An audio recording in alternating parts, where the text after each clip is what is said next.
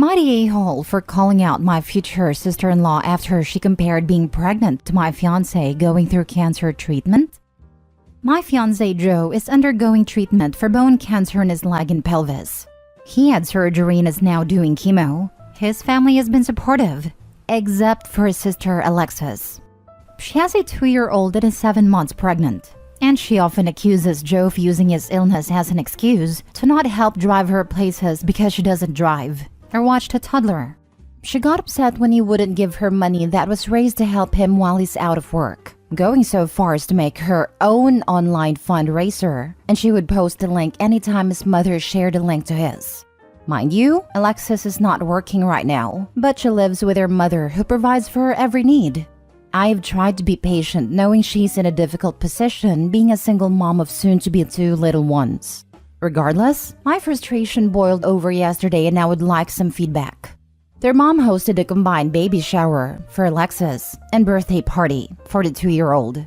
Joe wanted to go, but before guests arrived, he started feeling pretty tired and sick and went to his mom's room to lay down. He slept through the whole event and woke up shortly after we had cleaned up. Family members had been asking where he was and expressed concern when I said he was upstairs sleeping. I don't think Alexis liked that people were asking about him, so when he woke up, she complained that he got to take a nap while she handled everything. Which wasn't true because her mom and her best friend took care of everything. Alexis just helped with cleanup. I didn't know what to say at the time, so I kept quiet. Joe, for the most part, ignored her as well, so I followed his lead. The following day, yesterday, she posted pictures of the event and the first line of the post said, "Thank you to everyone who woke up yesterday and chose to celebrate my sons and me." I texted her, "What's the first part of your post supposed to mean? You know, Joe wouldn't have missed his nephew's party for the world. He's exhausted." She said, "Cry me a river. I'm tired and hurting too, but you don't see me napping during important family events." I sent her pictures of him throughout his treatment, sleeping in the chemo chair, sleeping in the car, pushing through physical therapy, etc., and I sent the following. "I don't doubt that you're tired, but Joe is sick and literally just trying to live. I hope someday you learn to support your brother instead of being jealous, indignant, or whatever it is." I sent screenshots to their mom and asked her to talk some sense to Alexis. After which, Alexis texted me one more time calling me an a-hole, among other names. Now that I've had time to cool off, I'm wondering if it was even my place to call her out. Joe was ignoring her. Their mom was ignoring her, so maybe I should have too. She just frustrates me so much. Am I the a-hole? Not the a-hole. Having witnessed someone battling cancer and chemo, Christ, I can't say what I'd like to say about the sister-in-law. Seriously, what a witch. My mom is a breast cancer survivor. It's so hard. I hope you and your loved one are doing okay. I would have went even further and publicly asked why she's so jealous of a cancer sufferer getting attention, that competing with a sick man makes her trashy. I watched my ex-mother-in-law do chemo 3 times. I've seen how tired and wrecked people are after those treatments, and wouldn't wish that on anyone, and would never dream of trying to say someone is just using it to get out of things. Not a-hole. I'd post on her post a reply saying something like, "Thanks to everyone who had heart to express concern for my husband who is exhausted from his chemo treatments. His love for his family got him to the party, but sometimes the treatments are too much on him and he needs to rest." This is the way. Alexis is a grade A witch with main character syndrome. Sorry, too much emotion, I know. Not a-hole. I was a mom of 5 when I found out I had colon cancer. I know people are different, but I can assure you that none of my pregnancies compared to cancer. I hope you're okay and doing well now. For people with complaining mindset, a pinprick is definitely worse than stage 4 cancer. Hope you're doing good. Sending you hugs. Next story. Am I the a-hole for not wanting to celebrate my brother's recovery because he was driving while drunk? Plus update. Original post. I-19 female, have a brother 21 male who has been spoiled rotten. He gets away with anything. He doesn't listen or take orders from anybody, and my parents don't seem to care about his attitude. There's been many fights about this. My brother was driving under the influence and crashed into 2 cars on the highway. He was in the hospital for a good while, don't remember exactly how long. Everyone was worried about his condition, and each day has just been non-stop worrying about whether he was going to be okay. There's been a couple fights because my parents said the incident didn't matter too much. As long as the people involved in the crash didn't die, I could not believe it. Well, he was able to recover and my parents wanted to throw a party to celebrate his recovery. I was happy he was okay, but I have no sympathy for drunk drivers. My childhood friend died from a drunk driving accident, and I had to go into therapy for it. I had a problem with this because it felt like they didn't care that 2 people got hit. I voiced this opinion, and I got crucified basically. My parents said I was a bad sister for not being happy for my brother. I said I was happy, but it's like they didn't even care. And the reason he's allowed to get away with crap like this is because they keep filling his thick head with illusions. I'll admit, I got a tiny bit emotional because I remembered my friend's death, so I just went to my room and slammed the door. My dad came banging on my door yelling, "I hope you're freaking happy." I deeply regret even saying anything now. But am I wrong for thinking it's weird and disrespectful that they don't even care about the situation just because nobody died, and not wanting to celebrate my brother? Edit. By recovery, I mean in terms of injuries. As far as I know, my brother has been charged. I'm currently on the way to my boyfriend's house now because I can't stand my family. Now for the top comments before reading the update. Not the a-hole, but I would have attended and gave him a toast. To my brother, the drunk, who nearly killed 2 people and himself. Make sure to include enablers. Parents.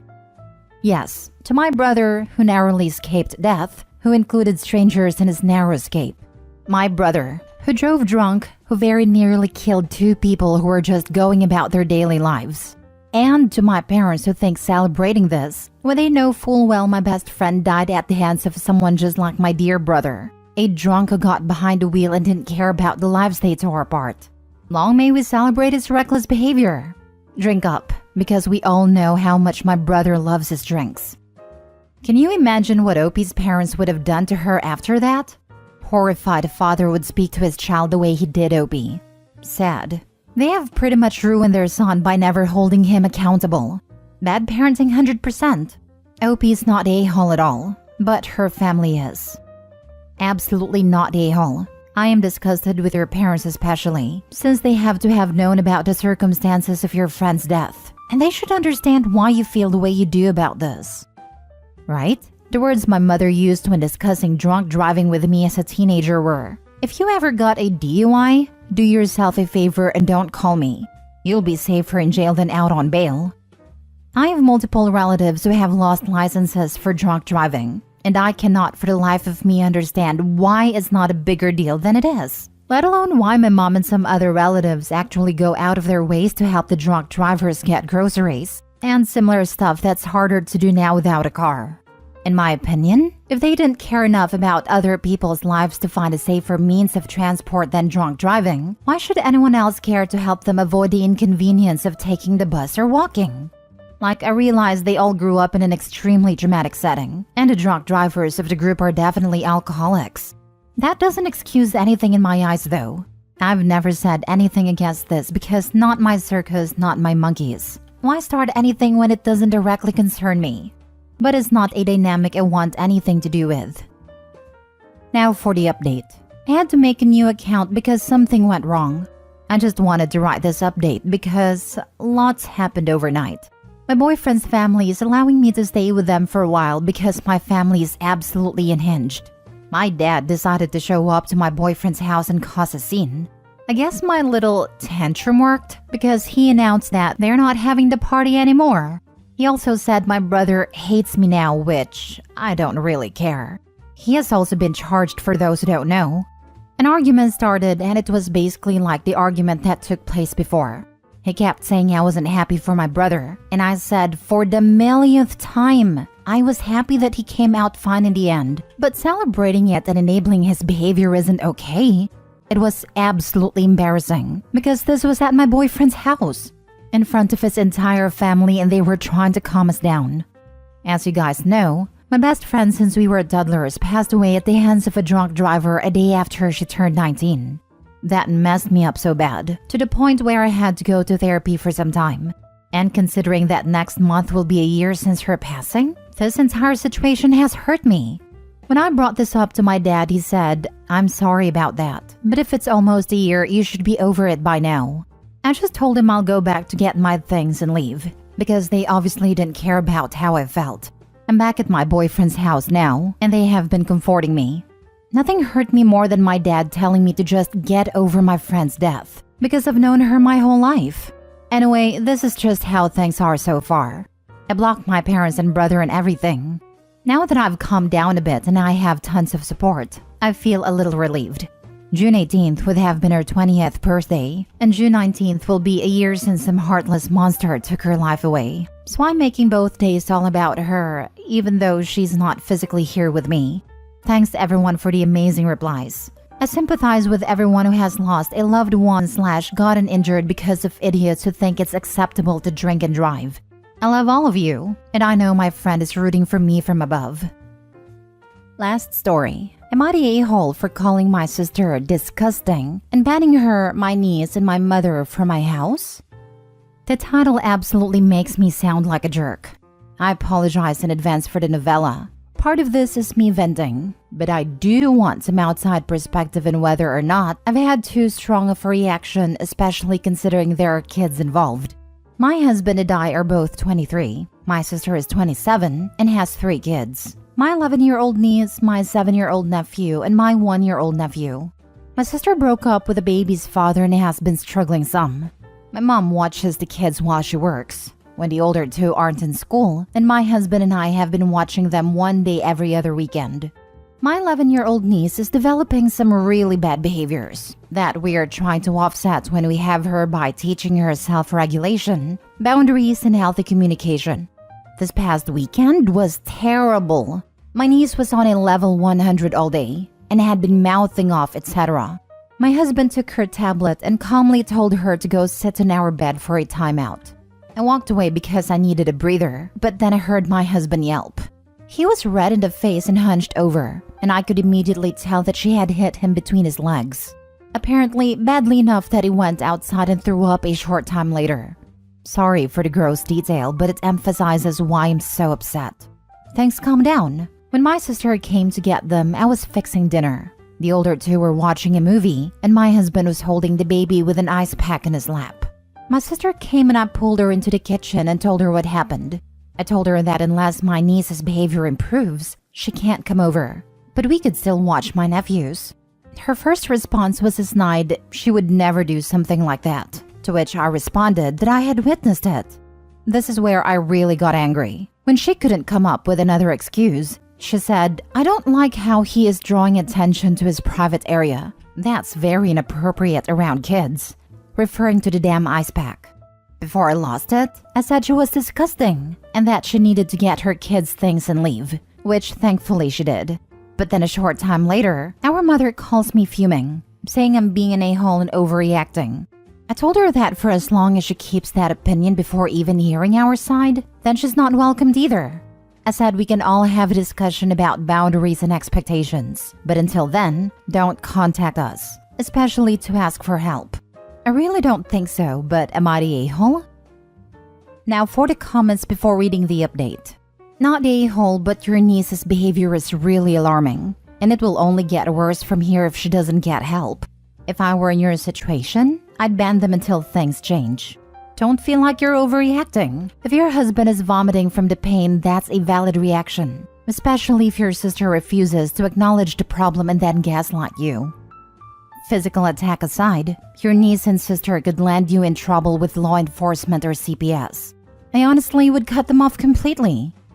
This right here, her trying to flip around and insinuate that your husband was being inappropriate with the kids, was the start of something.